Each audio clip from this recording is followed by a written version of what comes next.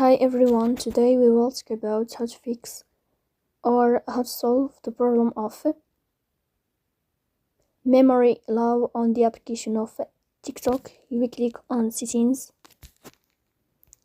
then you will click on apps, default apps, app settings. In this list you will scrolling down until you find this application of TikTok and you will click.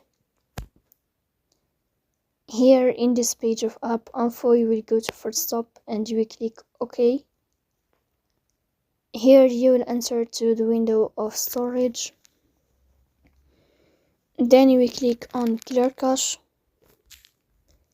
In the end you can turn off your phone and you can wait a moment to restart your phone again to fix that problem. So that's all. Don't forget to support us by like and subscribe. See you next time and thank you for your watching.